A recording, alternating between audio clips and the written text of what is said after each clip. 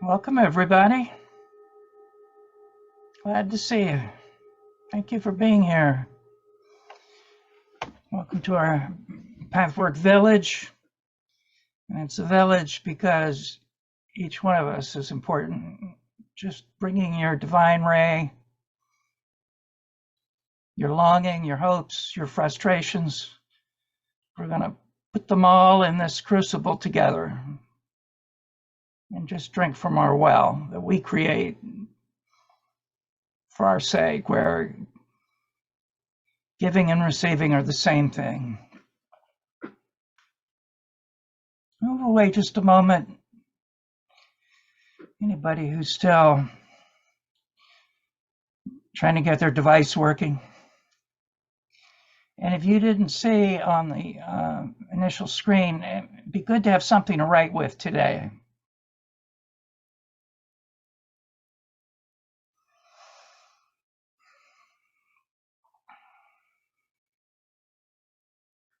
Okay, so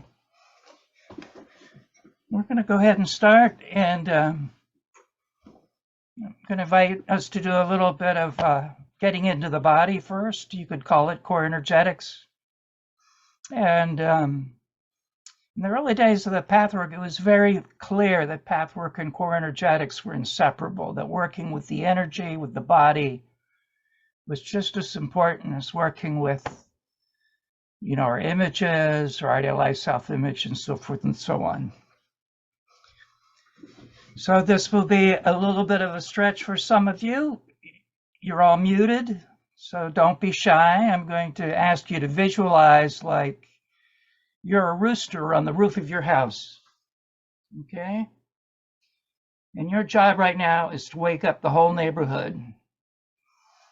And I'm going to invite you to flap your wings and go, ooh! Just let it out a couple times. Ooh! Just sort of take a moment, close your eyes, and feel that. Wow, I'm alive. I have a pulse. Now I invite you to just take your hands and push away, first on one side, all the busyness and details of life. Go away. I need some room. Give me some space. Now the other side. Get out of here. Good. And feel some pleasure here. And move the arms backwards, like, leave me alone. Get off my back. Go away. Gently closing the eyes and feeling the life force moving through you. Let your hands come naturally somewhere over your belly, over your chest, and just feel the air moving in and out of your body.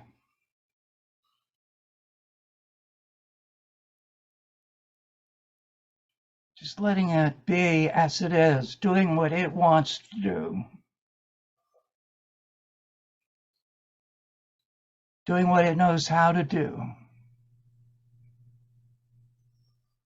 Remember, it's not just the body breathing, it's life breathing us.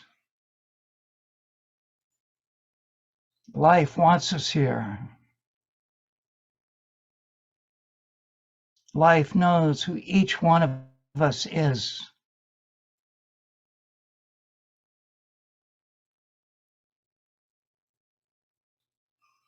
Now let both hands come somewhere around the navel and just gently cradle the belly, the pelvic bowl, the cauldron of all our emotions.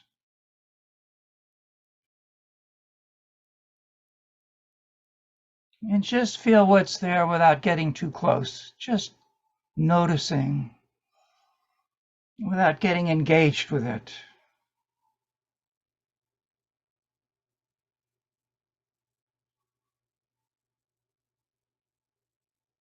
And then gently bringing those hands up over the heart, the center of compassionate presence. Just letting all those feelings fall into the heart. Feel the heart receiving them, no matter how big they are, no matter how many of them there are.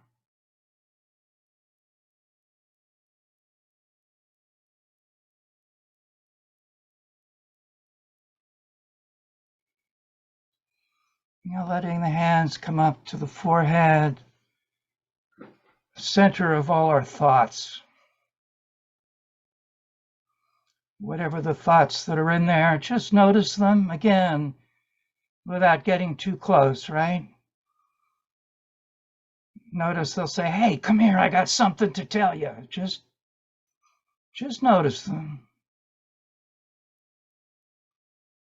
Let them fill your hands, and then the hands come over the heart, the center of compassionate presence in a human being. Whatever the thoughts are, how many, how complicated, how burdensome, the heart receives them like water poured on a sandy beach, down into the sand, down into the earth.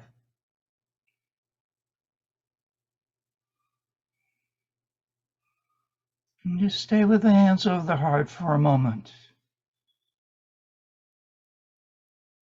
Just feel that compassionate presence actually not only under your hands, wanting to come into your hands, meeting you.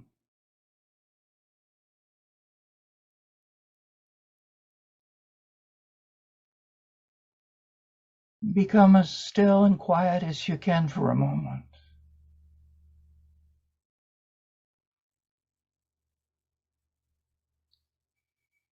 And you'll hear a voice. The voice says, I'm here with you. I'm here with you.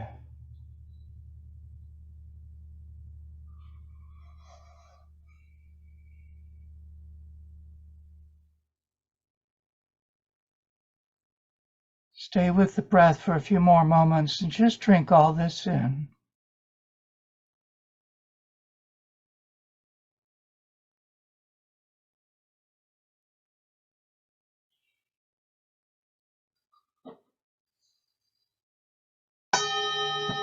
And when you're ready, in your own time, in your own way, come back to the circle and let your eyes drink in all the faces that are here.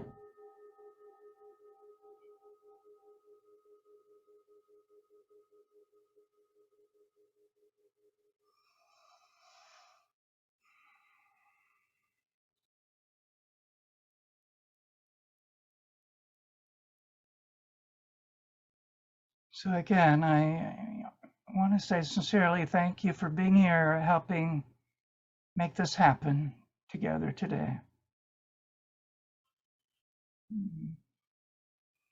And we're going to begin like we usually do, just taking a moment to say your name and where you are on the planet, and just a couple sentences about what you notice right now, right, for you right now. Feel our support to help you be in the present moment. Right? We hear that so often, and how elusive that is. There's grace here to help us together.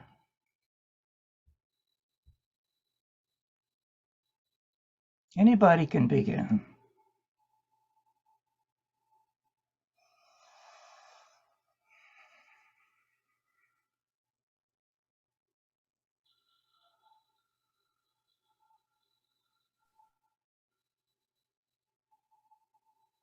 Hi, I'm Gail. I'm in Western North Carolina, and I have a cold, but I really wanted to be here today. So here I am, sniffling and everything. So thank you, Brian, and this is cute. Thank you, Gail. Anything about what you're noticing feeling-wise? Feeling-wise, just always a mixture of joy here. And, but it's good to be present. So I trust in that. Welcome, Gail. Thank you.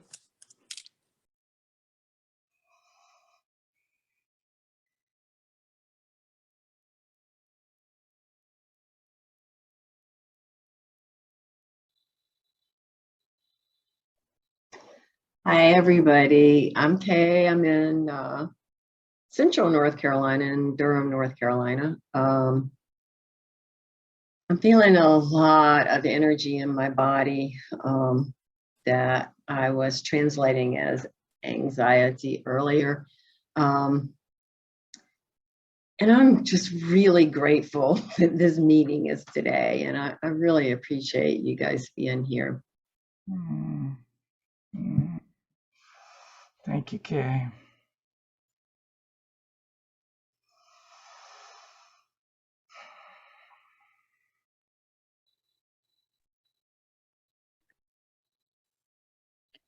Hi, I'm Saida, and I'm from Denmark.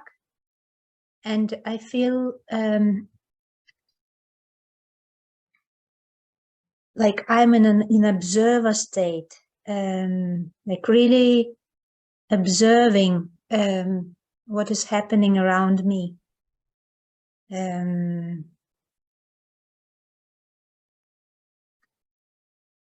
and feeling kind of slow and easy. Okay.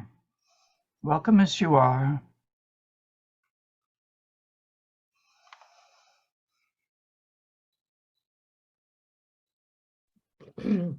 I'm Esther from Swampscott, Massachusetts. And just before the call, I was wondering if I should, my brother's separating from his wife after 25 years. And,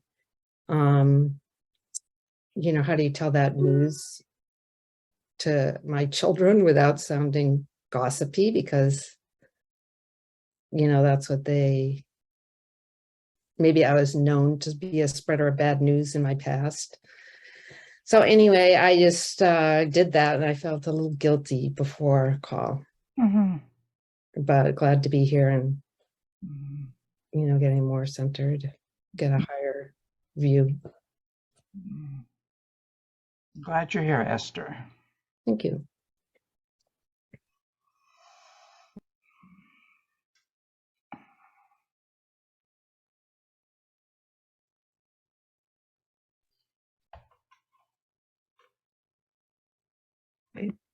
I thought I had unmuted.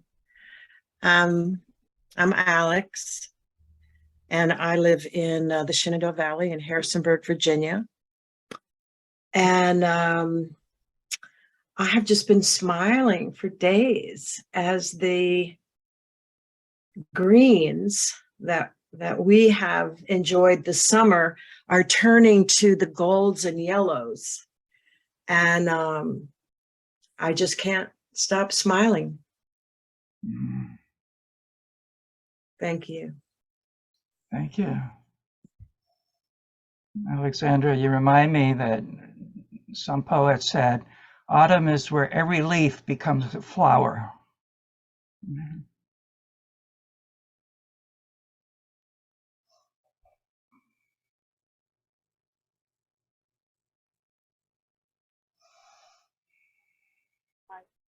My name is Iracema. I am from Belo Horizonte, Brazil. I feel so grateful for being here. And at this moment, I'm trying to be just myself. Quite important without any interference. And without my inner child always in my head saying what I have to do. And I'm sorry, maybe I can say until the end of this meeting. I hope I can say. Thank you very much. Welcome, Erasima. And what time of day is it there? Remind me. 12:15, 1 hour left. Okay. Thank you.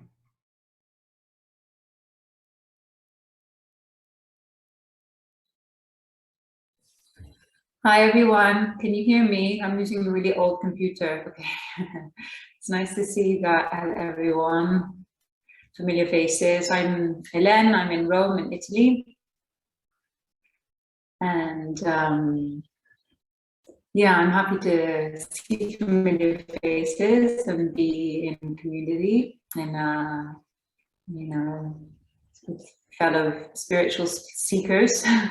Yeah, I'm feeling quite heavy as well, quite slow. And it's, I'm noticing that there's a part of my mind that has been wanting to like understand, right? Why is this happening instead of that? And why did I make that decision instead of this? And it feels like everything's kind of random, you know? But then, yeah, I see that it's really stepping into that, I don't know, place that feels, you know, truer. Yeah, it's kind of where I'm in that right now.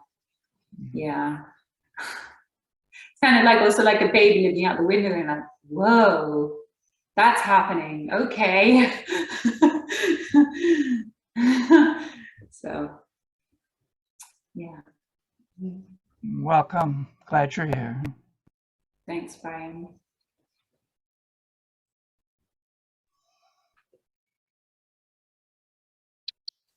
Well, I'm Dan.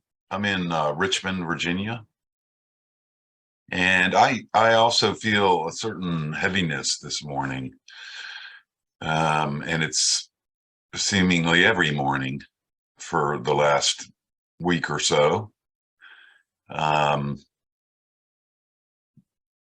Just the changing of the leaves, fall, back to school.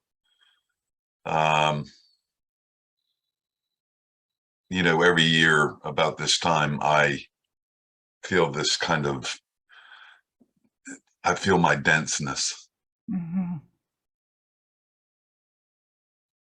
Thanks. Oh, it's great to be here with all of you. Glad you're here, Dan, just as you are.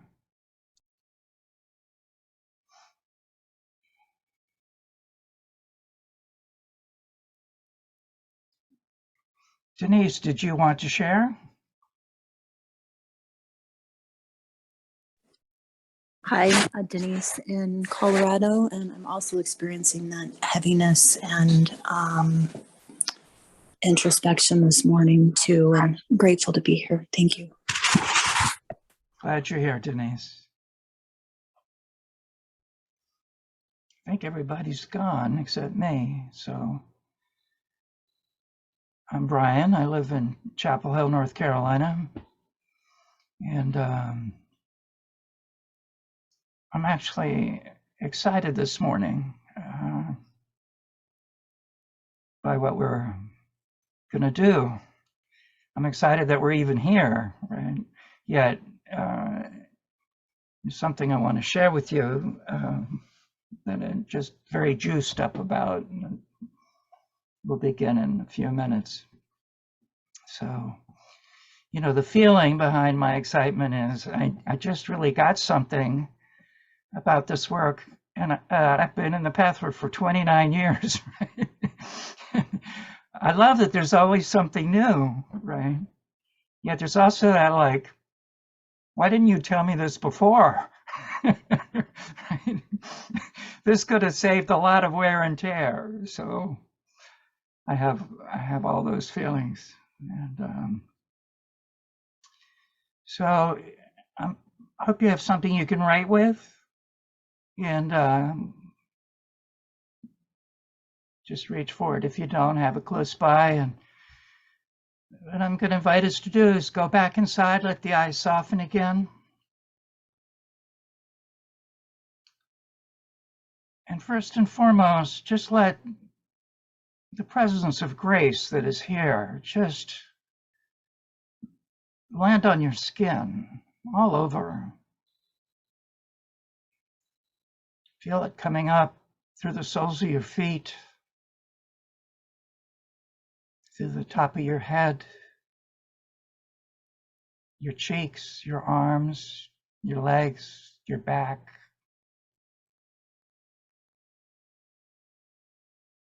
Grace gently floating you like a leaf on the surface of a pond without your making any effort. Just being completely held as you are, no matter the heaviness, no matter the complexity.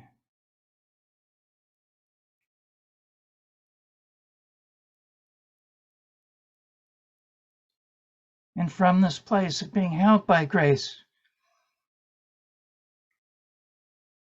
let a place in your life that is causing you some discomfort and distress come into your consciousness.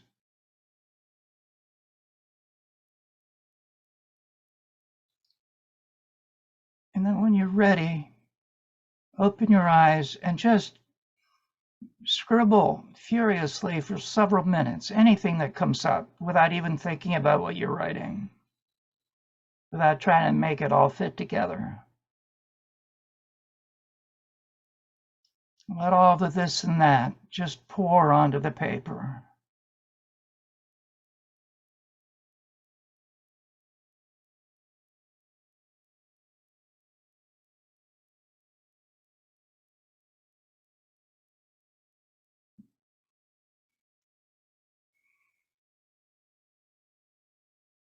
Let it be a jumble.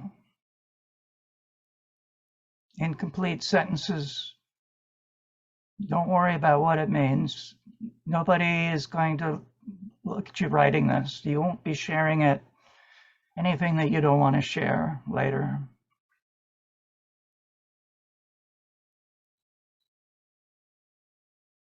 Feel the safety that's here to let things come out that might hesitate when you're alone by yourself.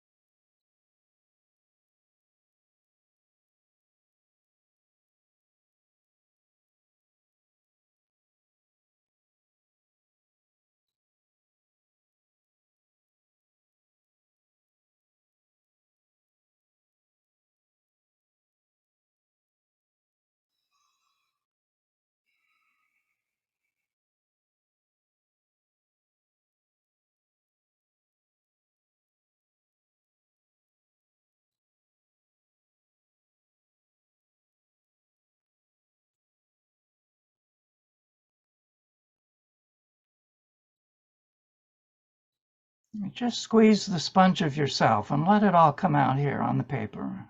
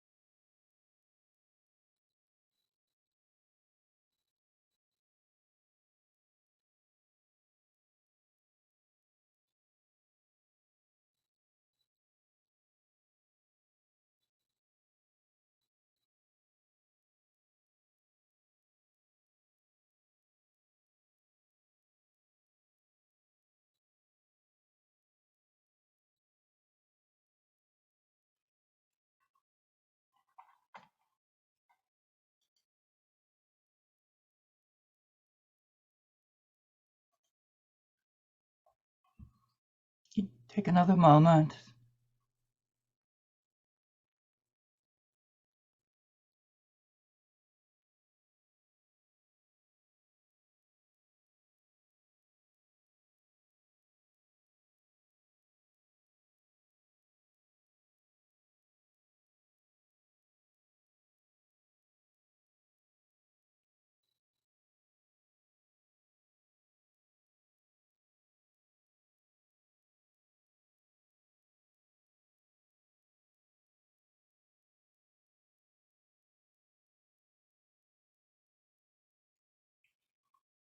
And go ahead and just finish that line and then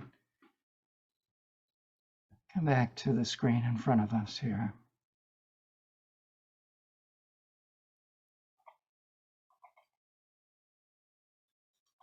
So what we're going to do is create a container with a guide teaching for just all that came out just now.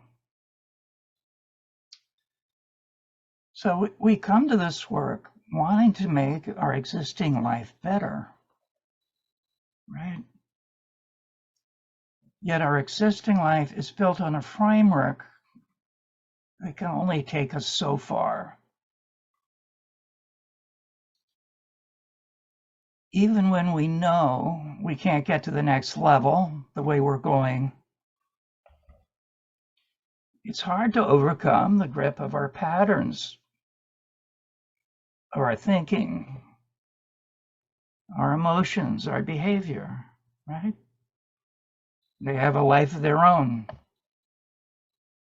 Right? We can't tell them what to do any more than you can tell a cat what to do. It just looks at you like, what? Right? What the guide is helping us consider, though, is that when emotions and thoughts arise, we don't have to do what they say, right? Even though they will insist.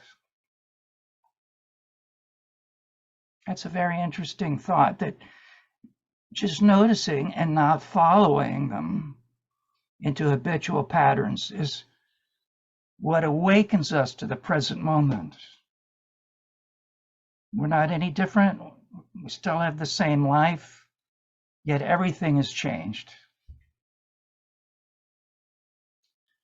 The other part is, as we know as path workers, is that no matter how consciously we struggle around our existing situation, there's a part of us that's unconsciously clinging to it because it's familiar.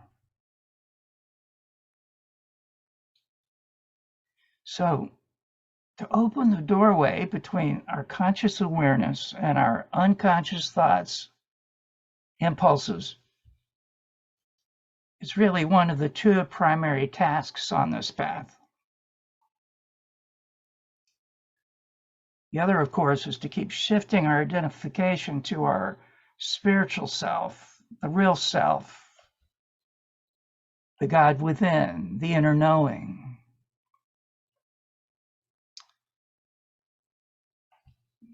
So a key to opening this portal can begin in our conscious awareness by learning the difference between feelings and emotions. And this is what has just filled me with excitement and enthusiasm. Because one is real and the other is not. Right? Our feelings are real. They're trustworthy. They go deep within us. Our emotions are really artifacts. They're constructs of our defense system. They spring from our fears, from our doubts, wanting to protect ourselves and try to stay safe, right? So consider that feelings come from the real self and are worth experiencing, even if they're very challenging. An example of this is sadness. Yeah. Sadness is a genuine, profound, human feeling. So in the world of duality, people say, I don't want to feel sad, I want to feel happy. Right? Well, the guide is showing us is that actually when you really feel your sadness deep down, honestly and fully, there's a kind of well-being that arises that includes happiness. So hang in here with me. We're going to get someplace with this. So emotions come from our personality. Yet what makes it tricky is they can even feel good in the moment and still lead to further separation within ourselves. Right? So for example, a sense of superiority, self-righteousness, those are emotions, right? And they can give us a sense of feeling good, right? You mistreated me. I don't trust you. Right? That sense of aliveness that comes with that.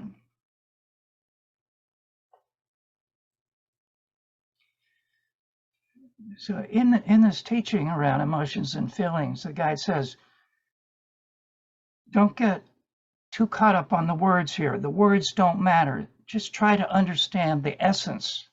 Just sort of feel it within yourself. Right? The feelings versus the emotions.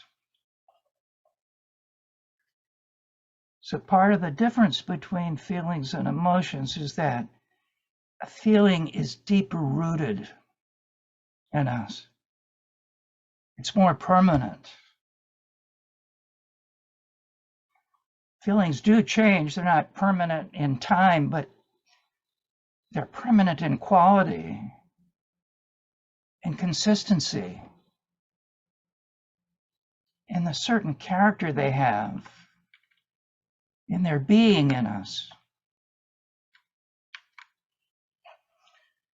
So an emotion is more superficial, right? Even though it can persist for a long time in the soul substance. Now, that word soul substance is one of my favorite phrases in the path work. And for those of you that aren't familiar with it, our soul substance is like our own personal Akashic record. Everything we've ever been through, every situation, every experience, every interaction, every thought, every feeling goes into this soul substance. Right? So, of course, most of us in our soul substance, there's a lot of distortion and a lot of illusion. And the guide encourages us with this phrase of impress your soul substance with the truth. Right? I like to think of that like kneading bread, right? You have to keep kneading that bread for a while to get it to rise. And what we're learning to do in this stage in our work is bring the truth, that soul substance that has a lot of fear, a lot of doubt, a lot of anxiety, hopelessness, despair.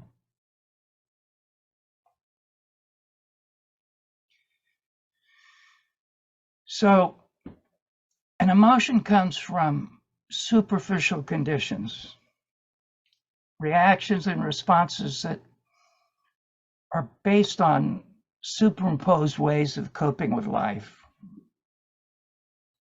They're not coming from the real self, from deep down inside of us. They're not even really us, right? It's something we've adopted. So an emotion is subjective. And again, it can feel good in the moment, yet they're not good for us. The feelings are, right? The feelings are life forward, but the emotions are actually blocks to the life force moving within ourselves. That's why we want to pay attention to them.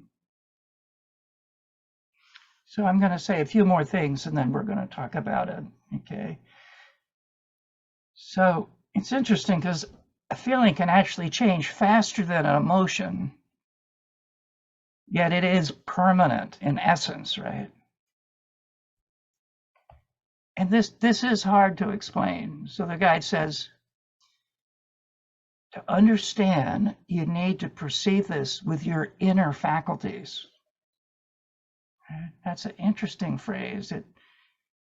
When I heard that, it means like, oh, well, I must have some. Where are they, right? Let me connect with them. And that's the invitation here. That's where we're swimming in this.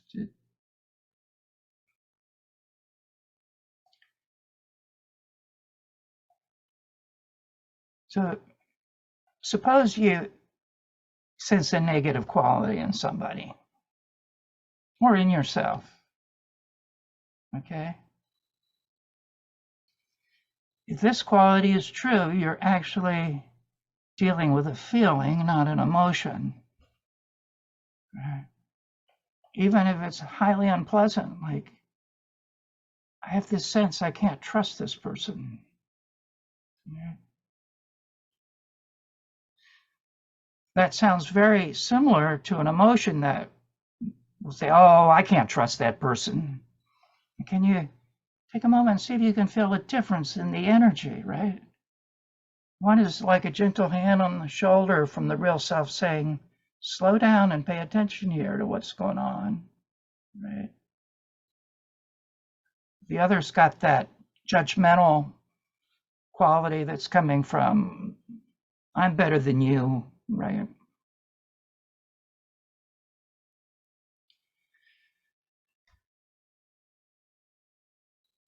What happens when we're in our emotions in these situations, we really lose our high sense perception.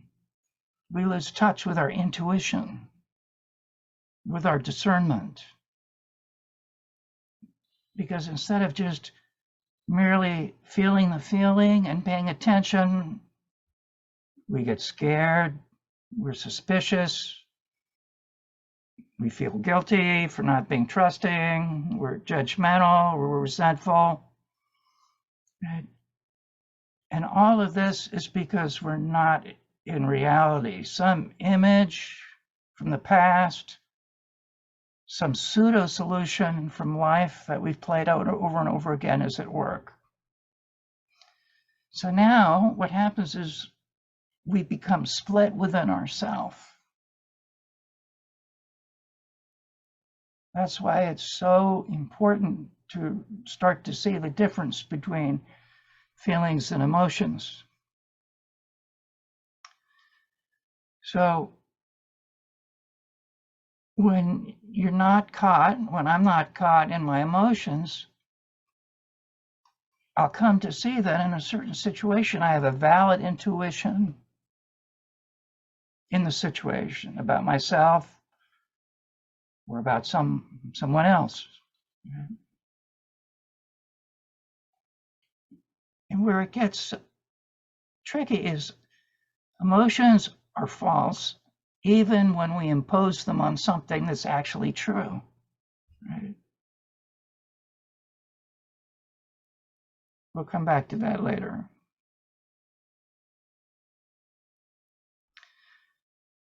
So we don't want to push the emotions aside. We want to see them for what they are.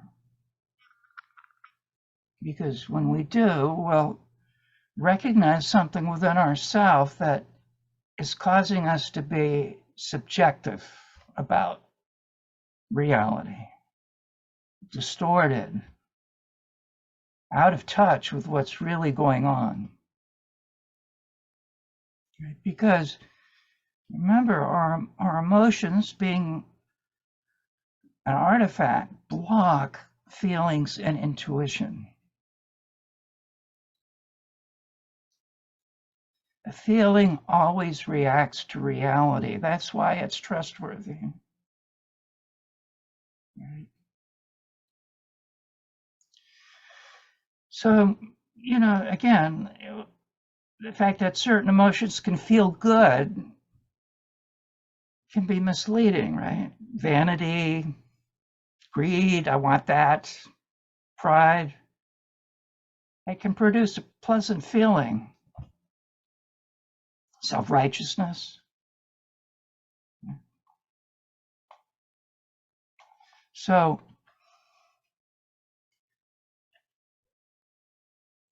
we can see something accurately that's going on, yet we're experiencing it subjectively through the lens of our defense system. So we can have an emotion based on a real situation, but it's still not a feeling, because feelings are based on reality, objectivity. And the language is confusing. You know, we talk about emotional maturity, expressing our emotions, when sometimes we actually mean feelings, but the words don't matter as long as we can begin to understand what the essence is. So here's a way that helps me. Emotions live in our belly. Remember our hands down there, right? In our gut. Emotions are in the third chakra. Feelings live in the heart. They emanate from the heart. Another important thing is that feelings are informing. They have real information. Emotions are misleading, even though they can be very seductive.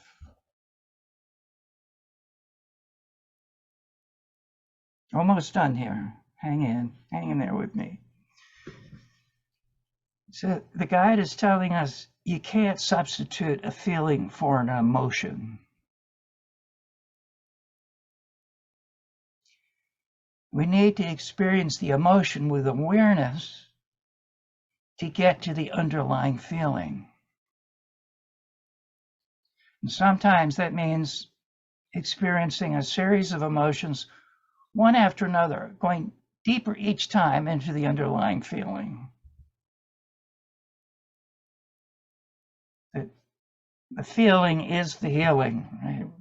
You've heard that here before, yet this is a new level of that. Just the feeling by itself is healing.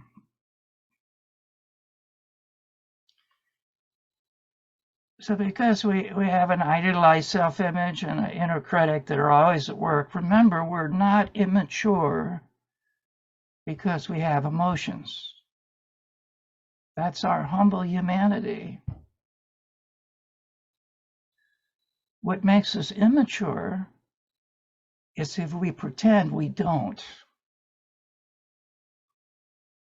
We hide them from others. We hide them from ourselves. And then we act them out indirectly.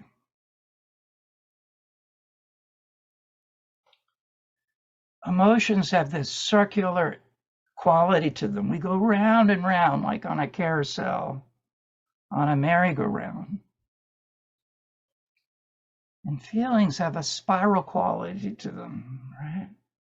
Whether they're going up, whether they're going down, they're going into reality, into complexity that's safe, that's transformational.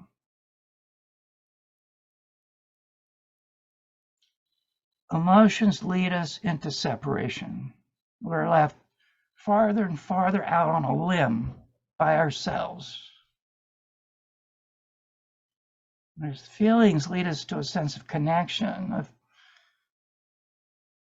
union with all of human experience, right?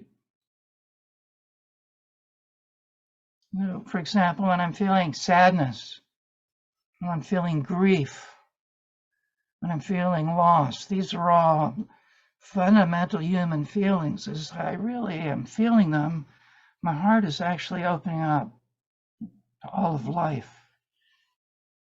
to anybody, anywhere that's in distress.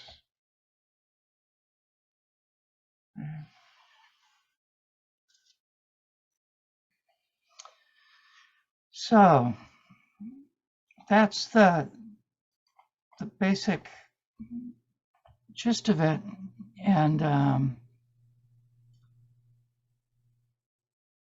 wanted to take a moment and see if there are any questions about anything that I've said.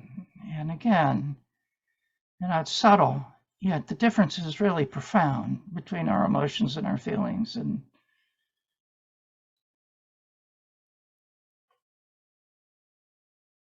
they can easily get mixed up together, and I'm happy to give some examples if that's helpful. But first, let me see if there's any question about anything we've been holding here together. I had a question about the soul substance. Mm-hmm. What is that? So you said the soul substance holds emotions? Oh, yeah, includes emotions, distortions, truth, And wisdom. It's everything. It includes everything that we've ever experienced in this incarnation. Nothing I'm just lost. sad. I can tell I feel sad a lot. Mm-hmm. Yeah. That was, so anyway, yeah. I hadn't really connected feeling sad about my brother because he just told us yesterday. So Yeah. Yeah. And, the guide is helping us see not to judge things as good or bad. So sadness is often judged. You hear that phrase, don't be sad. Really feeling the sadness deeply is a profoundly transformational human feeling. It takes us to the next level. Right? Same thing with grief, with loss.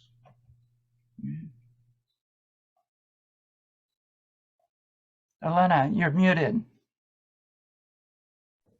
Yeah, I've noticed, like, also I feel like when you're really in a feeling, it's no longer like negative, in that it doesn't affect people around you negatively. Like, I've noticed if I'm in an emotion, it will awaken a reaction in someone else. But then if I'm really fully feeling something, it usually is kind of a lot softer, and it doesn't seem to have any like forcing current in it or anything, it's just kind of, but I'm wondering about fear, Brian, because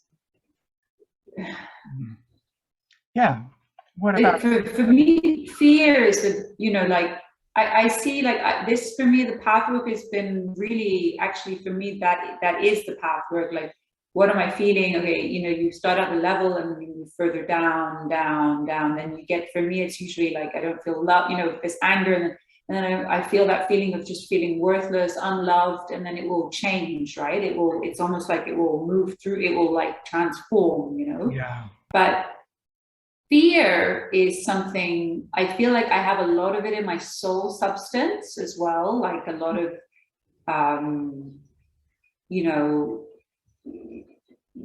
violent things that I've gone through in past lives, whatever. It's really like in my energy field, and I can't really distinguish much of the time if it's an emotion or if it's a feeling. Right. And you know what I mean? Like, for me, that's the big one, is fear. It's something I don't even know how to deal with it a lot of the time. Yeah. Like, what is fear? Because in the guide says, I was reading it the other day, that fear is the biggest one, isn't it? Fear is actually the mother of everything, of all of the split is fear. That's what the guide says, I think.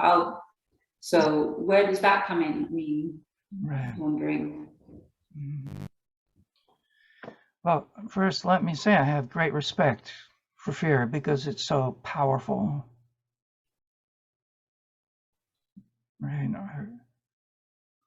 Our fears will not go away just because we tell them they're in the way. Right? There's something very close to the core of our humanity and our fear. So we start with respect for it. Yet it is an emotion, right, and not a feeling, because there's something that's getting imposed on the present with our fear. So fear is not a feeling. No, it's an emotion, yeah. Interesting. Right. Because I've been noticing that it's really blocking my feelings, like in my Yes. my partner, with my son's father, like it was just my go-to. I'll just feel fear all the time. You know, a small thing he'll do and I'm afraid, you know. Right. And I've been asking myself, is this really like blocking our communication? Because I just, you know. Mm-hmm. Yeah. Yeah. And for me, it's helpful, I think. You know, you're talking about what we impose upon reality. For me, that's my story. Mm-hmm. And it's often easier to kind of tune into that story and say, oh, yeah, there's that same old story I've been telling myself since the beginning. Mm-hmm. And I do see there how it's so habitual and kind of ingrained in that soul substance that, you know, I have to constantly remind myself there's the story. It's Mhm. difficult, though, to kind of set the story aside and just stay with, you know, the sensations and the base feeling. Mhm. So, you know, I guess it's so I've created this story for a reason, and Mhm. I'm often in it, traveling down the road, reacting to things, reacting to folks, reacting to situations, before I really realize that, you know, it is creating a kind of a negativity out there that Mhm. confirms the story. Yeah. And the emotions are very skilled at using the story, right? They're justified. They have a long list. They have chapters, right, of the story. It's very convincing. Right? So, what happens when we can just notice the emotion and not get caught up in it and be willing to go into it so we can get through down to the next layer deeper, right? And again, with the fear, I mean, I feel my respect for my own fears, right? Like my great fear is that I'm unlovable. Doesn't matter however any of you find me lovable, it has nothing to do with my fear. I'm sharing like that this is really my deepest fear, that I'm gonna end this incarnation with that on my face. You never were lovable. Right? Well, at 73, I have spent most of my life trying to get away from that fear. Right? Anything but that. Right? Anything. Yet, what I've been experiencing more and more is the alchemy that happens. I'm just willing to feel that, right? And then I'm still here. I felt that and I'm still here. Right? This is what the guide calls our abyss, our fear. And I love that word because it really sanctifies the experience of our great fear, right? It's just It's not just because we're neurotic and we should just let that go. It has us in its teeth, right? So it's very difficult to get rid of the fear conceptually, logically, rationally. No matter how you explain over and over again to yourself, there's no reason to have this fear. The fear just kind of goes, yeah, okay. So, you know, the guide's teaching about the abyss. It's like the bottomless pit of our fear, right? It's the last thing any human being wants to do is to get anywhere near the edge of that. Just getting near the edge of it is enough to just get swept in. Right? And in the Lord of the Rings, they use the metaphor, the crack of doom, right? This is, the abyss is the crack of doom. And the guide says, like, at some point, you just got to come to the edge of it, look down, and step into it. Right? And wow. And you fall, and you fall, and you fall, and you think you're going to fall forever. And you slow down, and you come to a stop. And you have that, wow, I'm still here. I'm still here, right? So there's now an experience of something larger than the fear, but it's experiential, right? There's no other way to get that than being willing to go into the fear. We all know this. Yet this view around the emotions versus feelings is very helpful to be willing to take that step into the abyss, because there's some part of us that goes, hey, my fears are utterly convincing. They've had their way with me all my life. They know just where to jerk me around. They know just where I'm weak, right? Yet we step into them, and now we start to feel them, right? And we're feeling a couple things at the same time. One is we're still alive. Our fears that threaten to extinguish us, right? Weren't able to do it. There's something about us that we're connecting with now that is inextinguishable. That's the experience of shifting our identification to the spiritual self, right? Now we're something larger than this fear.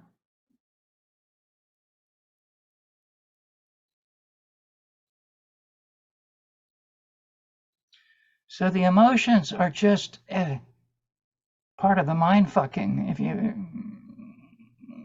know, let's just use the blunt phrase, right?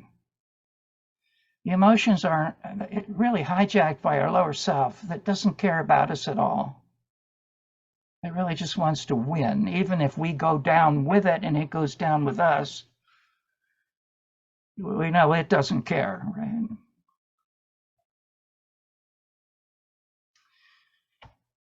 So let's see there's another question or sharing around this, then we're going to go back to what you wrote earlier. And again, it's just between you and what you wrote. Yeah. Please, Saida. Yeah. I was wondering about why is it that we have a tendency to experience our emotions in a longer period of time compared to experiencing our feelings. Mm-hmm.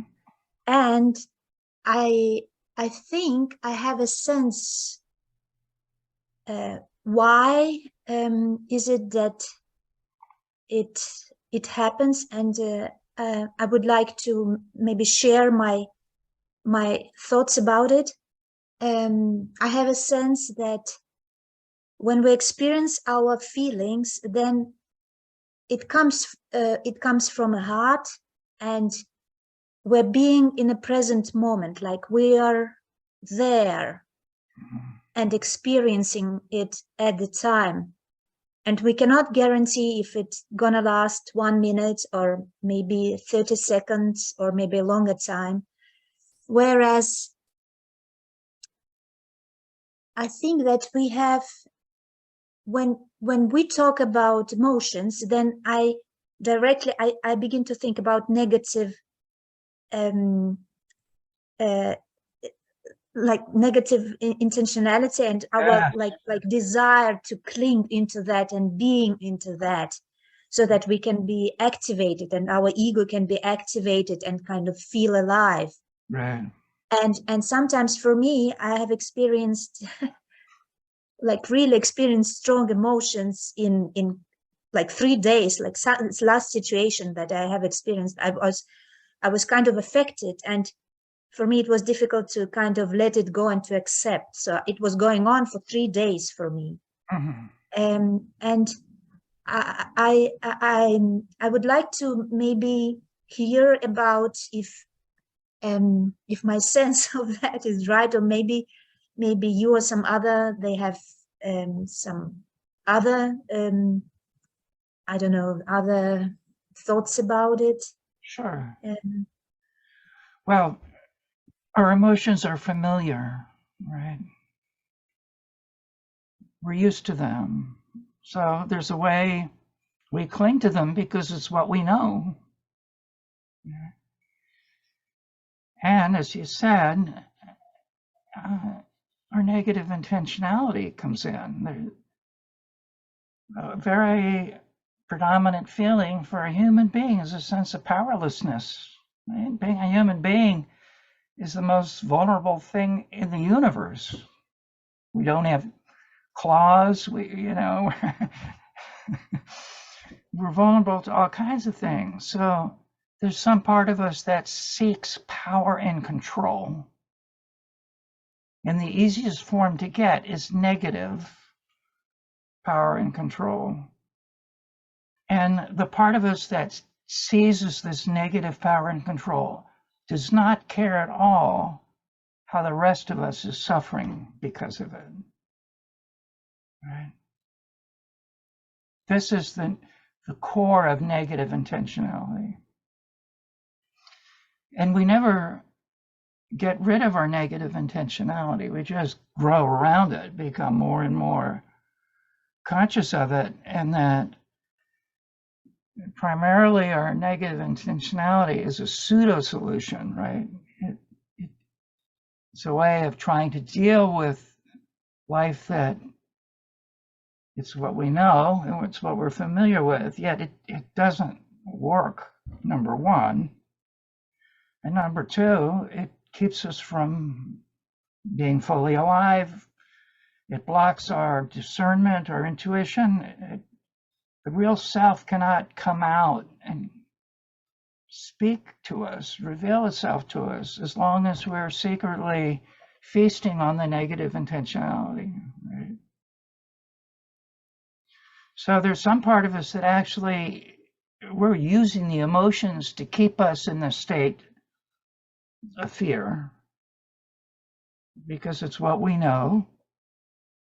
And remember, this starts in the child. The child says, if I really scare myself enough, I'll be good. If I really come down on myself hard enough, I'll be the way they want me to be and they'll love me. Right? And yet, at some point early in life, that goes unconscious, and now it's our lower self, right? Our lower self is really trying to protect us. It's just very primitive. It says, if you just stay in the corner of life, you won't get hurt, right? You'll be disappointed, you'll be alone, but you won't be hurt, right? So that's why we're realizing, and we're looking today at how the emotions, they really seem real. We have to respect that, right? Yet the way we expose the illusion in them is by turning to them and going, what's the underlying feeling here that will actually feel good, even if it's something the world of duality thinks is bad, right? What, even a feeling of grief, right? Like Esther, what you're witnessing with your brother, right? But those feelings, we're now in reality with the human experience. So what I'm going to invite you to do is just take a few moments and look at what you wrote.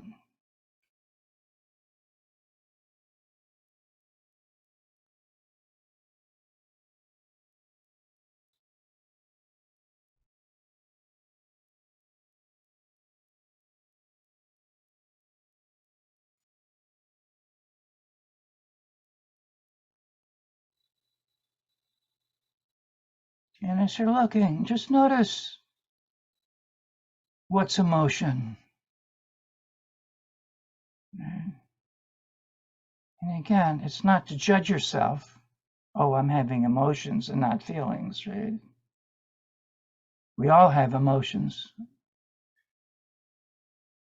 And we're just wanting to be gently and kindly aware so we can help this part of ourself in this distressful situation in our life that we can't resolve. That there are emotions that are keeping us locked up, right?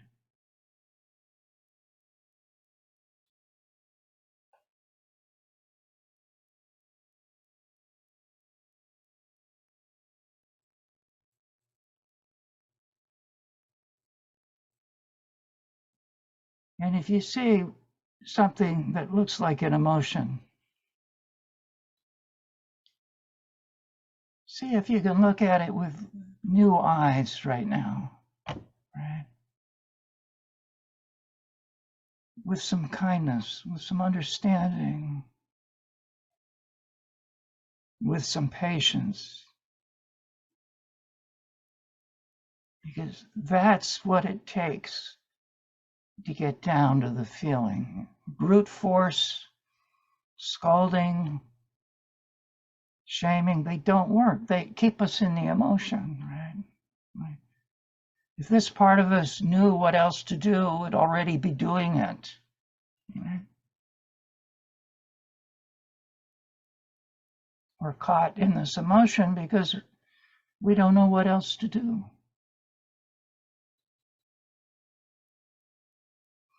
So even to get a glimmer of a feeling here is a big step. Right?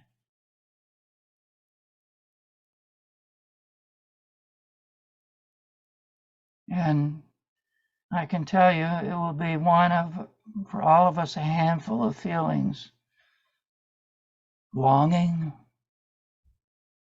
sadness, grief, loss, longing for wholeness, longing for connection, for union, for mutuality.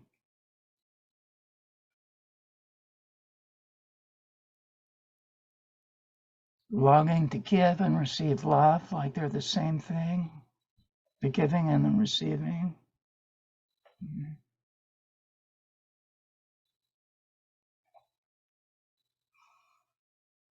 And remember, we're not doing this to be good. We're doing this because it's good for us, right? That we're really wanting to open the doors to our personal wisdom here. That when we start to connect with the feelings under the emotions, the real self, the God within, will just reveal everything we've been searching for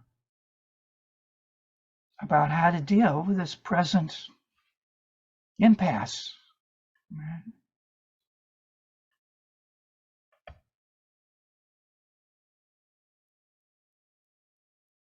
So you see why writing it down is so helpful.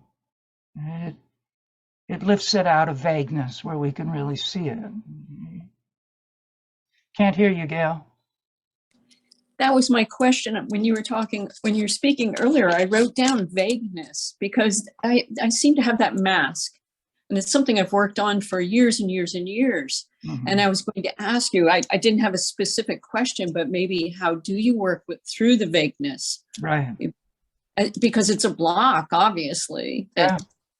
Mhm. Yeah. So anything that you could share about that, I really appreciate. Sure. You know, the fundamental thing the guide invites us to see are our patterns of behavior that we're so familiar with. We think we know them. Oh, yeah, I have that, right? But we have no idea what an impact they have on our moment-to-moment experience. So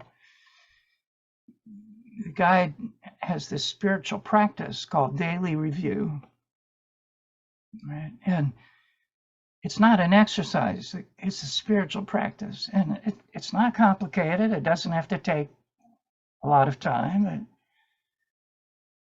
At least once a day, maybe a couple of times a day, you just briefly write down a situation and what you notice about it, right? Situation in a couple words, what you notice going on in a couple words, and then leave it there. Next time you come back, you write down a couple other moments of distress, what triggered them, what you noticed going on within you.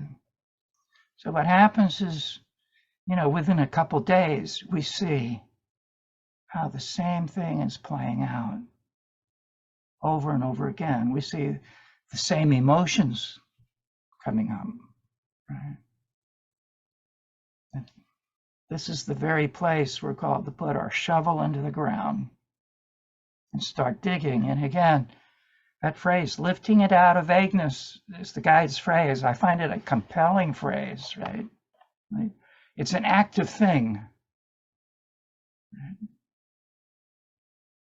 And I know you've heard the joke, what happens in vagueness stays in vagueness, right?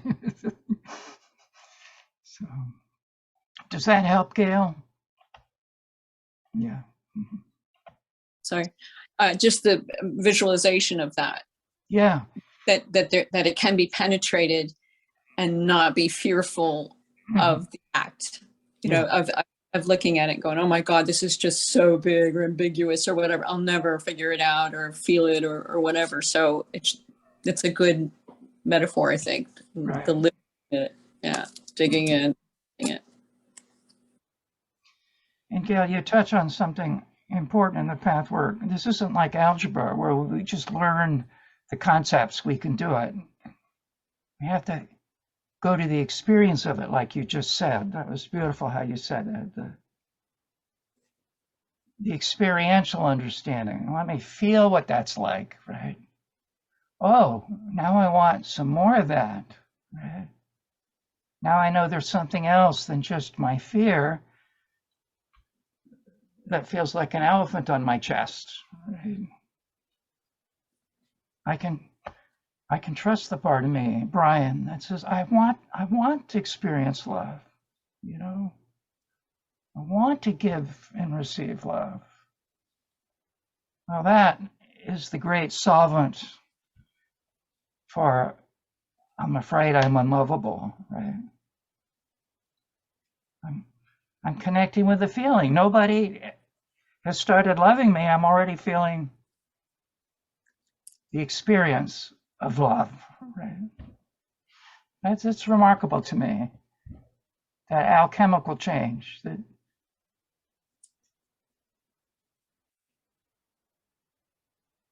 And whatever our own individual impasse is, somehow that word is staying with me today, you know, whatever the obstacle is, we don't know how to get around. It's the same work for all of us. What's the underlying feeling that actually is a form of grace?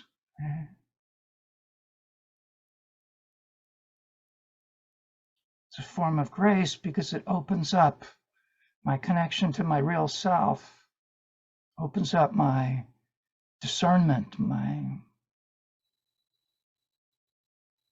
inner knowing, right?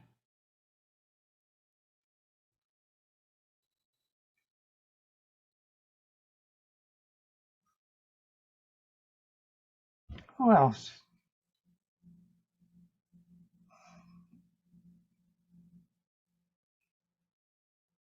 And again, as you look and see and identify emotions, remember,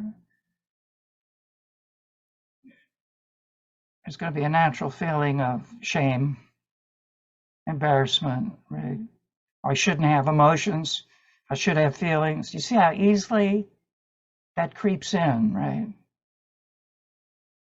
Yet none of what I just said is a feeling. Those are all emotions because they're self-judgments. Yeah. So we need to go through layers of emotions. We need to go through emotions about our emotions. Right?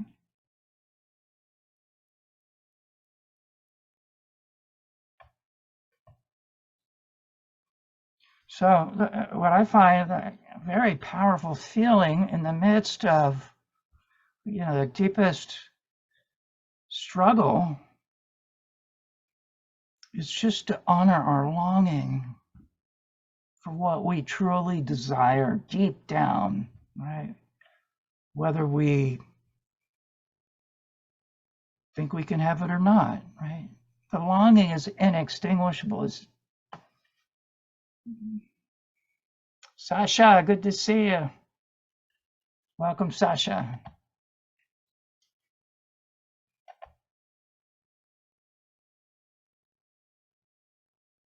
Amy raised her hand.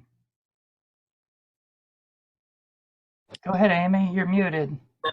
Okay. So since I encountered emotional release work before I encountered path work, I had already entered into this way of just feeling my emotions as painful, really painful, I will say. But I got used to the pain of it. And I found over time that if I just, usually I needed to lay down on my bed to do it and just allowed it to be there and feel it. And then I kind of learned a sort of semi-Buddhist thing where I started to experience it as like a bodily sensation and an energy, like, and eventually over years and years and years came around to, well, what is this actually? It's like a vibration that also is pain. And what is the pain? Well, the pain's like a kind of vibration too. And if I do this, as I can't say I do okay, that's for sure, then it vibrates through me and eventually dissipates.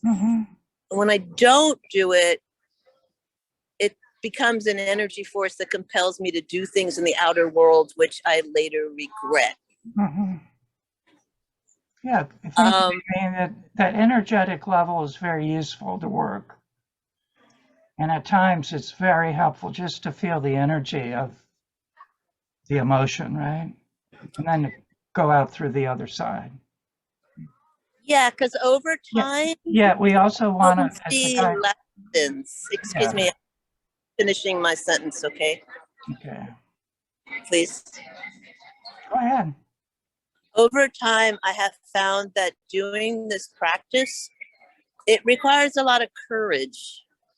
But that's, as a power mask, hasn't been something I'm short on.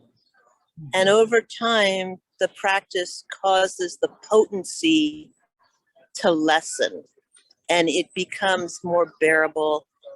And it eventually has allowed me to merge sometimes with the cosmic field. Thank you, I'm Amy. finished now. You're welcome. Thank you. Just ride the energy wave.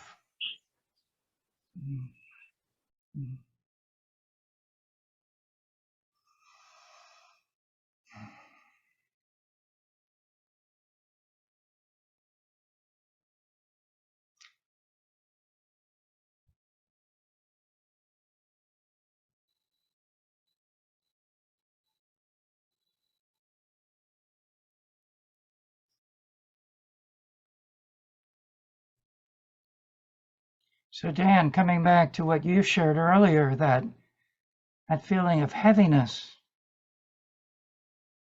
is likely an emotion, right? And underneath that, there are feelings that the transition this time of year does really affect many of us, myself included, with a kind of melancholy, or, you know, I can remember as a kid, it was one of the feelings every fall I would, what is this? I just feel melancholy, right? And it's something about this fundamental cycle of the seasons that humans have observed in a spiritual way since the beginning of humanity, right? We just had the autumn equinox. So to really invite you and support you to feel into that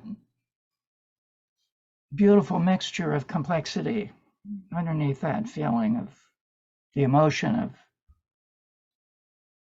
heaviness.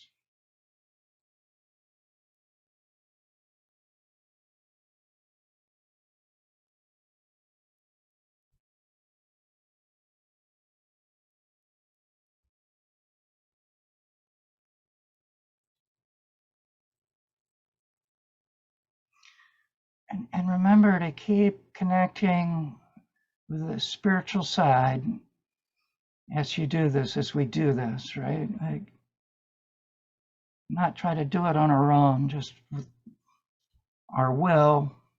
Ask for help. Help me feel the underlying feeling the emotion doesn't want me to feel, right?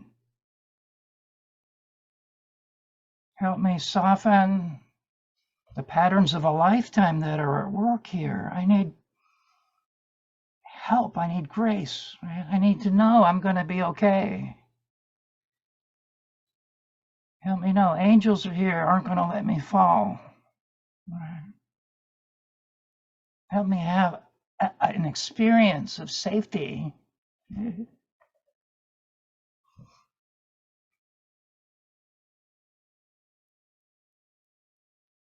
Help me know I can drop into the emotion and come out the other side. Right? By feeling the emotion and then not clinging to it, right? Really knowing there's something underneath I want here. There's something underneath that I need here. Yeah. It's there. Whatever it is you need, it's right there. Without anything on the outer level in our life changing. Mm-hmm. That's really what I find so miraculous.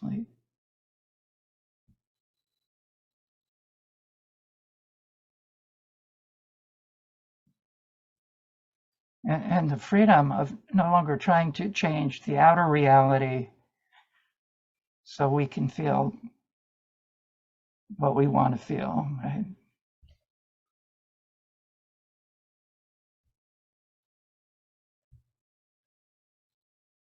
We have a few more minutes here before we close. See what else that is moving in you. It'd be good to hear yourself say it, right?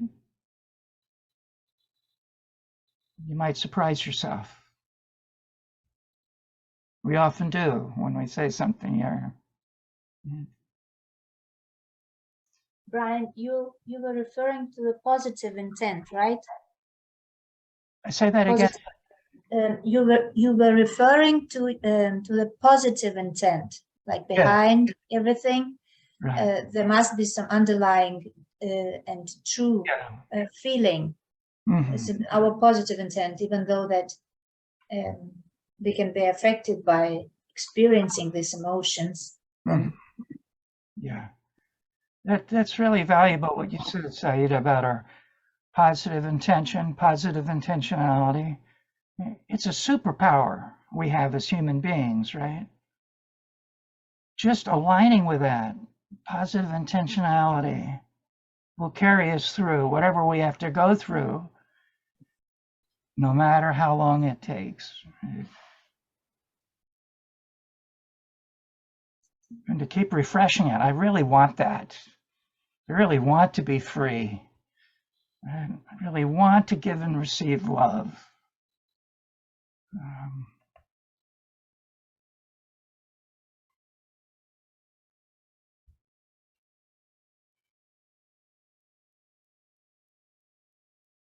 The moment we commit to our positive intentionality, there's an immediate influx of energy. No waiting, no mother may I, no did I deserve it. Boom, it starts coming in.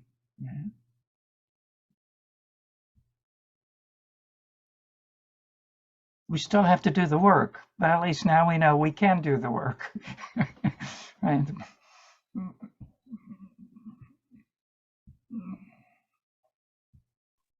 Like our positive intent is our deepest desire. That's how I kind of perceive it, right? Thank you. I like which is that. truthful, which feels truth, like which is the truth. This is how I kind of Yes. understand, isn't it? Mm-hmm. Yeah. Our longing, our deepest longing. Longing, yeah. That's how we find our way back home, is via our longing. Thank you so much for that.